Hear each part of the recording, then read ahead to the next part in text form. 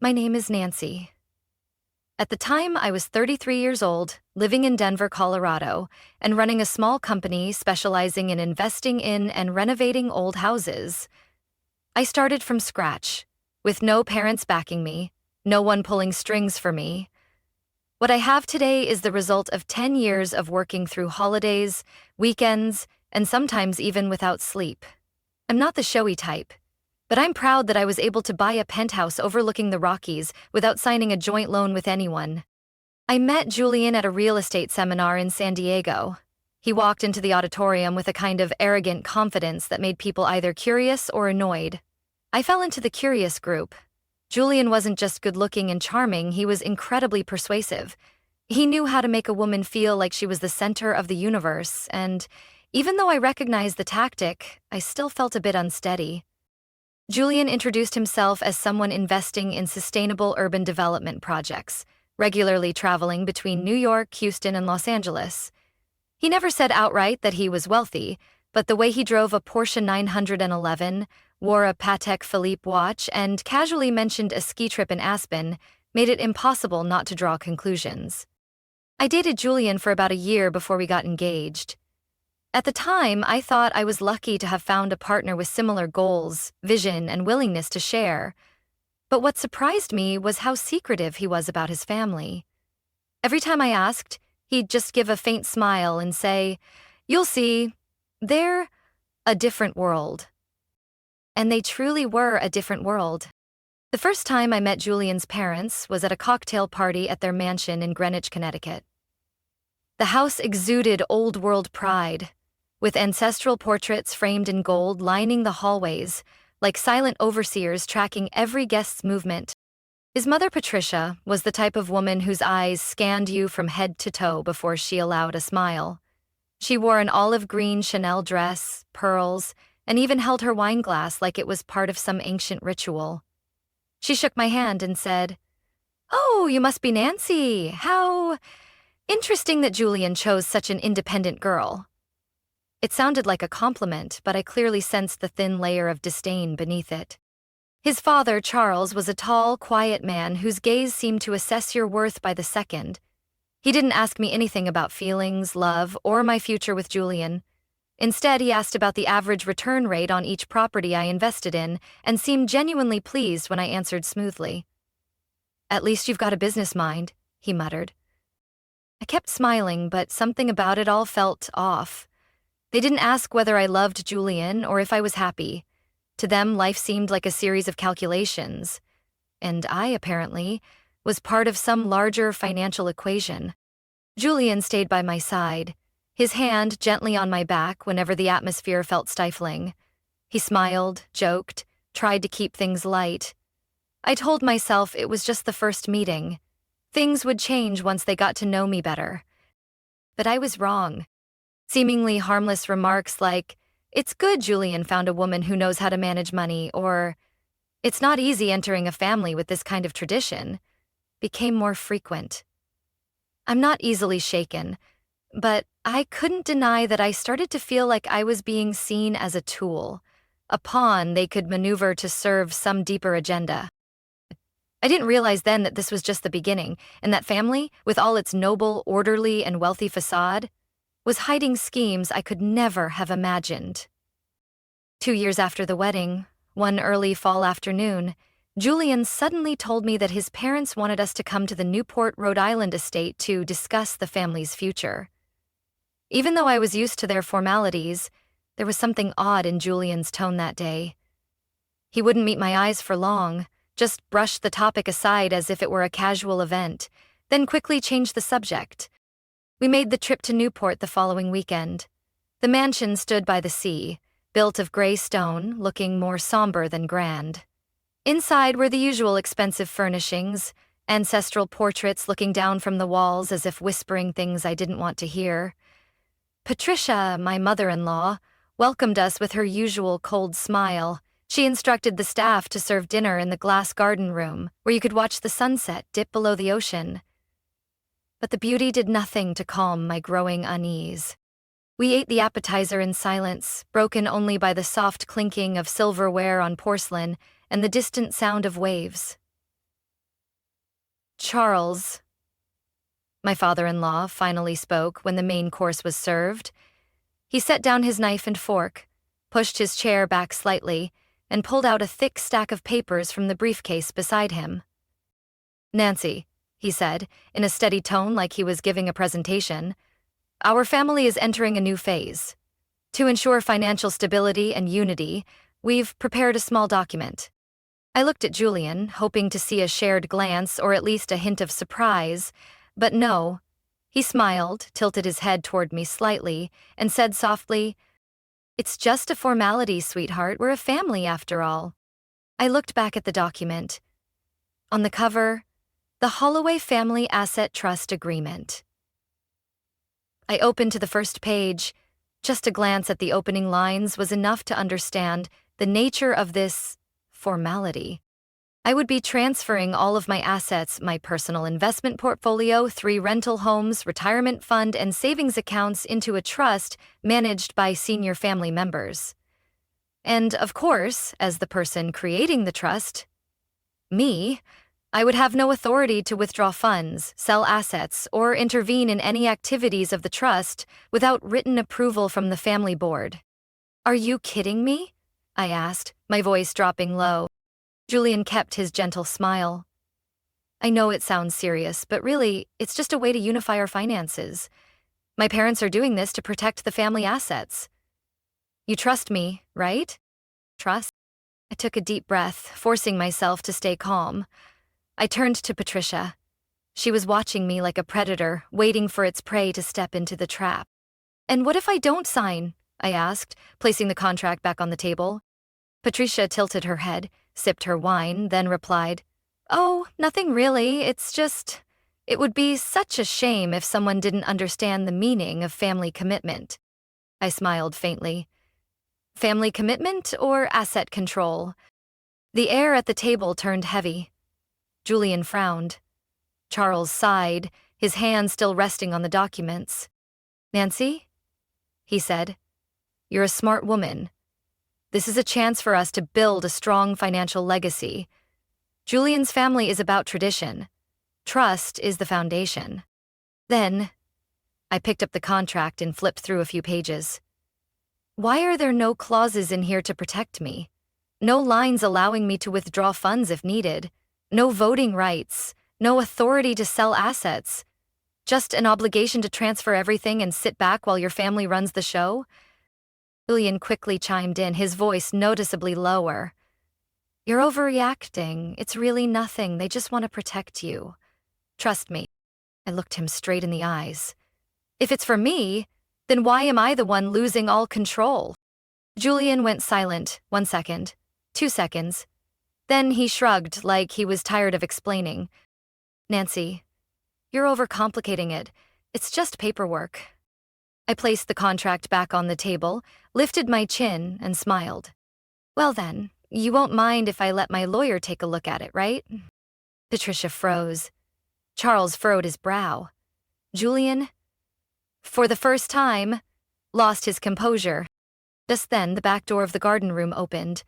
A woman with brown hair, dressed in a gray suit, walked in with a confident stride. She placed her document bag on the table and nodded to everyone. "Sorry for interrupting dinner," she said. "I'm Claire Preston, legal representative for Ms. Nancy." Petra glared. "This is a family matter. There's no need to involve outsiders." Claire didn't react. She simply opened her folder, pulled out a contract identical to the one I had just been given, and began to speak with a sharp, professional tone. "After reviewing the full content of this agreement, I can confirm that this is a blatant financial manipulation document. Not only does it demand the transfer of my client's entire personal assets, but it also completely strips her of any legal control over her own property." I saw Patricia's hand tighten into a fist. Charles frowned but remained silent. Claire continued, "This contract offers no protection for Nancy's interests. On the contrary, it places her in a completely passive position, unable to withdraw funds, object to decisions, or access financial information without written consent from her in-laws. This isn't asset consolidation. This is appropriation." "That's enough," Charles spoke, his voice deep and heavy. No one here is trying to harm Nancy. You're overinterpreting, Claire responded calmly. Then why is the contract structured so that she loses all control over her assets, while the other side gains full authority? If this is a family matter, then why was it kept from her until the very last minute? Julian tried to jump in. Claire, I think we can talk privately. This isn't? No, I cut him off. We're going to talk, right here, in front of everyone. No more just a formality or trust me. I've trusted you for 2 years, and this, I tapped the contract, is what I get in return. Patricia regained her usual soft tone, though it sounded strained this time. Nancy, dear, we just want to protect you. Money can be dangerous, and there are risks you can't always foresee. I laughed, but there was no joy in it. Funny, I've faced risks my entire life to build everything from scratch. And now my in-laws, who haven't contributed a dime, are asking me to hand over everything in the name of protection? Julian stood in silence. No more justifications, no more gentle smiles. I looked at Claire. I'm not signing anything, and if they keep pushing, I'm prepared to take this to court as a case of asset interference and abuse of marital power. Claire nodded. I'll start preparing a case to protect your rights, and from this point forward, I suggest that all financial contact from your husband's family be made in writing and in the presence of legal counsel. I stood, gathering my bag. Thanks for dinner. I think I've had enough family warmth to last me the whole year. Patricia said nothing. Charles remained silent. Julian sat motionless like a statue. I turned and walked out of the glass garden room, hearing Claire's steady footsteps behind me. On the way to the car, Claire spoke softly. You handled that very well, but I don't think this is over. I looked straight at the wrought iron gate opening before us, a faint smile on my lips. I don't think so either. They picked the wrong person to mess with. I left the Holloway estate that night feeling not just betrayed, but as if I had just escaped a trap 2 years in the making. On the drive back, Claire stayed silent, occasionally glancing at me through the rearview mirror, as if checking to see if I was still composed. I didn't say a word. Inside me, one part still trembled with fury, but another had switched on, the part that had helped me build an entire business from nothing. Cold, precise analysis. I didn't sleep that night. I sat in front of my laptop, pulling up every financial statement, every bank transaction I had once overlooked, thinking, married couples shouldn't keep score. But now, everything was suspicious. I found a few odd transactions from a secondary account. One Julian had asked me to open with him, for our joint investment plan. I hadn't paid attention at the time. I trusted my husband. Trusted that he was educated, calculated, and would never betray the one person who stood by him when the world still barely knew his name. The next morning, I called Claire. I need a private investigator, I said bluntly. Someone really good. Claire didn't ask why. She simply replied, I know someone. I'll reach out today. That afternoon, I met Adam, a man in his 40s, quiet, sharp, with the kind of look that had seen too many dark corners of the world. I gave him everything I had on Julian: bank accounts, emails, phone numbers, even small details like travel patterns, frequent locations, and names he often mentioned socially. I want to know everything, I said. Debts, assets, outside relationships, and if there are any loans taken out under my name, I want proof. Adam nodded, no extra words. I'll get started. Don't expect results immediately, but when I find something, I'll let you know. 3 days later, Adam called. His tone hadn't changed, but there was something in his voice that made my blood run cold. You might want to be sitting down when you read the report I just sent, he said. I opened the PDF file the moment we hung up, and as I skimmed through the first few pages, I understood why he gave that warning. Julian Holloway, my husband, the man who sat beside me each night, kissed my forehead and said everything will be fine, was drowning in debt. Not just a few credit cards or failed real estate loans. It was a long list of personal debts, failed investments, and, worst of all, a $120,000 business loan taken out in my name, filed through a shell company he quietly created. I had no idea.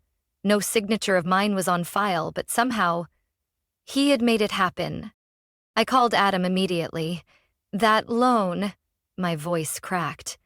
Are you sure the signature is forged? There are signs of Photoshop and unauthorized use of personal data, he confirmed. I have someone digging deeper, but that's not the worst part. I froze. What's worse than this? Adam exhaled lightly on the line. He's living a double life, Nancy. At least 2 other women. One in Chicago, one in Miami. I'm just getting started, but both of them think they're the only one. I couldn't believe what I was hearing. What are their names? Lisa Hartley, high school teacher, 31. They've been dating for almost 2 years. And Hannah Reeves? Gallery assistant, 27. According to the data I found, he's engaged to Hannah. The wedding is scheduled in 6 weeks. I stood still for a long moment. My mind was spinning with memories. Julian's sudden business trips, the unanswered messages at night, and that ring I once found in a drawer. Thinking it was for me, before he quickly hid it, saying it was for his cousin in Florida. It was all a lie. A perfectly crafted act. I need to meet both of them, I said. My voice no longer shook. It was sharp as a blade. Adam was silent for a moment, then replied, I'll arrange it. That night, I sat by the apartment window, watching the city lights. I thought about Lisa, possibly waiting for a date that would never happen. I thought about Hannah, planning a wedding, completely unaware she was about to marry someone else's husband. And I thought about myself, the woman who had shared a bed with a con artist for 2 years and never knew. Julian had calculated every move, but maybe he misjudged one thing. I don't fall easily. And I never let someone else get hurt the way I was, without doing something about it. I set down my glass of water, eyes cold as steel. The game had only just begun.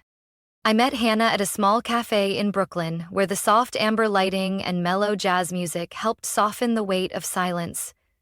When she walked in, I recognized her instantly. Not because I had seen her photo in the detective's report, but because of her eyes. Bright with trust, happiness, and the nervous excitement of someone about to get married. Hannah didn't recognize me right away, but when I placed my wedding ring on the table, silently, without explanation, she froze. I watched her whole world collapse in a single blink. What is this? She asked, her voice barely above a whisper. I'm Julian Holloway's wife, I replied slowly. And I'm afraid you're not the first woman he's promised a future to. Tears streamed down her face. Not sobbing, but the kind of tears that come with sudden, chilling clarity. Hannah told me everything. From the day Julian showed up at the gallery with a huge bouquet, to his story about an inheritance on the way that just required them to marry on time. I signed a power of attorney for him to withdraw my savings, she whispered. He said it was temporary, just to prove financial standing to the probate court. I held her hand. He took out a loan of over $100,000 in my name without me knowing. And now, I think we have a chance to do something, not just to get justice, but to end this chain of deception. We spent the next 3 days planning. Claire met with my attorney, handled the legal side. Adam, the private investigator, gathered more evidence. Bank accounts, forged signatures, and documents Julian had sent to Lisa. The third woman in his web of lies. Julian suspected nothing. He was still texting Hannah daily about tablecloth colors, guest lists, and the upcoming Meet the Parents dinner in Manhattan, an event arranged at a luxury restaurant by the Holloway family. That would be the last night Julian thought he was in control. I arrived at the restaurant ahead of time, along with Claire and Hannah. Everything was meticulously prepared. Copies of documents, photos, recordings, and 2 identical wedding rings placed side by side in a black velvet box. When Julian walked in, his arm around Hannah's waist, his face lit up. But when he saw me sitting there in the middle of that elegant room, his smile froze. You, he stammered, eyes darting from me to Hannah and back again. "Nancy, why are you—" "Long time no see, darling husband," I said, my voice surprisingly calm. Charles and Patricia were there too, and the moment they grasped what was happening, the atmosphere shifted. Patricia jumped up. "What is this? This is a family dinner, not a stage show." "No," I said, my eyes locked on Julian. "This is the last dinner you'll perform at without getting caught." Claire stepped forward, opening her bag and pulling out a stack of documents. "If I may present a few findings," she said. "First, Julian Holloway took out a $120,000 loan under the name of Nancy Holloway, his legal wife, without her consent or verified signature. This constitutes forgery and unauthorized use of personal information." Patricia's breath caught. Charles scowled at Julian like he was seeing a stranger. "Second," Claire continued, "while still legally married to Nancy, Julian became engaged to Ms. Hannah Reeves, currently standing here, with the promise of marriage to secure a portion of the Holloway inheritance. This constitutes marital fraud and indicates an attempt to exploit the estate." Hannah said nothing. She simply stepped forward, opened the velvet box, and placed the ring Julian gave her next to mine. The two were identical. The room froze. Julian looked around, no escape in sight. "You don't understand," he turned to me. "Nancy, why are you doing this? We can talk. You didn't have to." "Don't," I cut him off, my eyes like steel. "You were involved with 3 women at the same time. You took money from me, from Hannah, from Lisa, and now you're trying to drag your family's estate into this scam? I won't stay silent anymore." Patricia collapsed back into her seat, trembling. Charles lowered his head, saying nothing. Julian took a step back, his voice cracking. "You can't just destroy everything like this." "No," I said, turning away from the table. "You destroyed everything. I just turned on the lights." As soon as we left the restaurant that night, Hannah and I got into Claire's car, waiting across the street. She didn't say much, just handed me a thick envelope and nodded. "I submitted all the documents to the authorities at 8 p.m., just as planned," she said. "We won't have to wait long." Not even 15 minutes later, as our car turned the corner, I saw red and blue lights reflecting off the restaurant's stone walls. 2 police cruisers parked at the entrance. I didn't look back. I just closed my eyes, took a deep breath, and let my body finally relax for the first time in months. Julian was arrested right at the dinner table. According to Claire the next morning, the police arrived with a warrant for 3 charges: financial fraud, unlawful use of identity for obtaining loans, and marital deception. The evidence was undeniable, from fake bank documents and forged signatures to suspicious transfers to offshore accounts. Through Adam's investigation, a few internal emails from Julian's company revealed that he had been crafting a fake financial profile to legitimize his claim to the family inheritance, contingent on a legal and outwardly stable marriage. But his real marriage, to me, was exactly what brought everything down. 3 days later, Julian's bank accounts were frozen. The court issued an emergency injunction to seize the Holloway family's assets after discovering years of hidden debts, funneled through shell companies and high-risk credit maneuvers. Patricia Holloway appeared in the press the very next morning, trying to deny involvement and placing all the blame on her son. But journalists quickly uncovered documents she had signed. Shady paperwork, including the very trust agreement they tried to get me to sign during that infamous dinner. Charles, the man who had always worn a cold, commanding mask, vanished from public view, offering no statements. All anyone knew was that he sold their multi-million-dollar yacht and temporarily transferred ownership of the Newport estate to a law firm, likely as legal collateral. And me? I returned to my apartment in Denver, still the same penthouse, still the same glass window looking out to the mountains. But this time, I wasn't alone. Hannah came by after Julian's first hearing. We sat at the small kitchen bar, opened 2 bottles of sparkling water, and baked frozen pizza. A simple meal, but oddly comforting. She laughed as she recalled the moment Julian was cuffed. "He looked at me like I'd stabbed him in the back," Hannah said. But really, he just didn't know I'd finally learned to protect myself. I nodded. I get it. He made us believe it was all about love, about the future. But really, his future was just a new wallet to drain. We clinked our glasses. No fireworks, no grand celebration. Just two women who had been lied to, sitting in warm light, giving themselves a well-earned moment of peace after the storm. A message came in from Claire right after. Julian will remain in custody pending trial. No bail granted. The court has also approved a freeze on his assets until the investigation concludes. I set my phone down, leaned back in my chair, and exhaled. For once, a genuine sigh of relief. I thought of Lisa, the first woman Julian deceived. She had sent a thank you email when she found out we exposed the truth. I never met her in person, but I knew she was reclaiming what was rightfully hers, both financially and emotionally. Things didn't go back to how they were, and I didn't want them to. I had lost 2 years of my life to someone who didn't deserve them. But what I regained, my self-respect, my dignity, and my voice, was worth more than anything. Hannah smiled as she refilled our glasses. Some people say revenge isn't worth it, she said. I looked at her, eyes lit, a calm smile on my lips. I don't think so. From my own story, I realized that sometimes the person who hurts you most is the one you trusted the most. But instead of letting the pain crush me, I chose to face it, expose the truth, and reclaim control of my life. Betrayal is a fall, but if you rise the right way, you'll be stronger than ever. Revenge isn't about rage. It's about showing that I'm not someone who can be controlled, and I will never be silent.